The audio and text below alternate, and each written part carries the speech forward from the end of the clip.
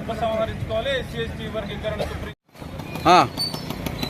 జై మాలా, జై మాలా, జై మాలా, జై మాలా, జై మాలా, జై మాలా, జై మాలా, జై మాలా. వడ్డుల మాలల ఐక్యత, వడ్డుల మాలల ఐక్యత.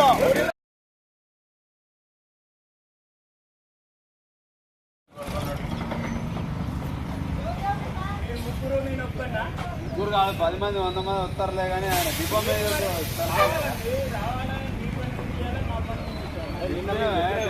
చెప్పిన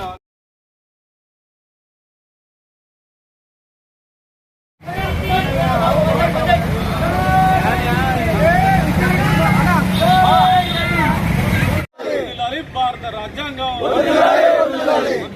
భారత రాజ్యాంగం, అంబేద్కర్ ఆలోచన విధానం. రోజు పాలించే వాళ్ళు ఎవరంటే 5%, 3% ఉన్న బ్రాహ్మణులు పాలించుకుంటూ దేశంలో అప్పటికి కూడా మేమే రాజులము మేమే మంత్రి అనే ధోరణిలో పోకుంటూ దళితులు అనే వారిని ఎక్కడ చూసినా గానీ వారిని విభజించాలి, దళితులు ఐక్యంగా ఉంటే మేము ఎక్కడ కూడా మేము రాజకీయ పరంగానే మా సీట్లలో మేము కూర్చోలేము. ఎందుకు అంటే ఈరోజు డాక్టర్ బాబాసాహెబ్ అంబేద్కర్ గారు ఇచ్చిన భిక్ష, ఆయన నేర్పిన విద్యా విధానం బట్టి దళితులలో ఒక దళితులలో చైతన్యం రావడం ద్వారా రాబోయే రోజులలో వీరిని మనం తట్టుకోలేము, దళితులు ఐక్యంగా ఉంటే మనం తట్టుకోలేము అని ఒక సామాజిక వర్గానికి చెందిన వారే జడ్జీలుగా కూర్చొని 7 ఈరోజు సుప్రీంకోర్టులో, గతంలో 2004లో అదే సుప్రీంకోర్టు ఇచ్చిన తీర్పు ఎస్సీ వర్గీకరణ చెల్లదు అని ఇచ్చి ఈరోజు 2024లో ఈ రాష్ట్రాలకు తగిలియటం చాలా విచారకరమైన విషయం. ఎందుకు అంటే నీకు దమ్ము లేదా, నీకు శాత కాదా, పార్లమెంటులో బిల్లు పెట్టాలనే విషయం నీకు తెలియదా? ఇదే రోజు మేము ప్రశ్నిస్తా ఉన్నాం. జాతీయ మానవ నాడుగా రాష్ట్రాలకు అధికారం ఇస్తున్నాం, రాష్ట్రాలకు అధికారం ఇవ్వడానికి నువ్వెవరు, రాష్ట్రానికి చేయడానికి వాళ్ళెవరు? ఈ రోజు నిన్నగాక మొన్న వచ్చిన మా రాష్ట్ర ముఖ్యమంత్రి గారు ఆయనకు అసలు వర్గీకరణ విషయంలో ఏం అనుభవం ఉందో లేదో తెలియదు, కానీ నేను ఎమ్మటే ఆర్డినెన్స్ పాస్ చేస్తా, ఇది చేస్తా అంటే దేనికి పాస్ చేస్తావు, ఎట్లా పాస్ చేస్తావు? ఫస్ట్ నువ్వు ఇచ్చిన 6 గ్యారంటీలే లేవు గ్యారంటీ, కానీ ఈ దళితులకు వచ్చి నేను ఈ ఆర్డినెన్స్ పాస్ చేస్తా అంటావు. కనీసం కొంచెమైనా ఆలోచన విజ్ఞానం దాంతో పాటు మాట్లాడాల్సిన అవసరం ఉంది. ఎందుకంటే ఒక బాధ్యత గల వ్యక్తిగా ఉన్నావు కాబట్టి ఈ రోజు మేము ఖచ్చితంగా జాతీయ మానవ నాడుగా అదే బహుజన సమాజ్ పార్టీగా మేము ప్రశ్నిస్తా ఉన్నాం ఈరోజు రాష్ట్ర ప్రభుత్వాన్ని.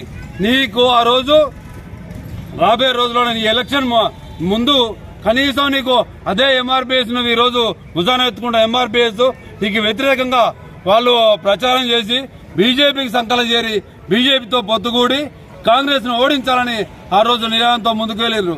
అలాంటి వారిని ఈ రోజు నువ్వు చట్టసభలో కూర్చోబెట్టి నేను వర్గీకరణకు పూర్తి మద్దతు ఇస్తా, నా సొంతంగా ఆర్డినెన్స్ ఇస్తా అంటే నీది కాదు, నీ జాగిరి కాదు.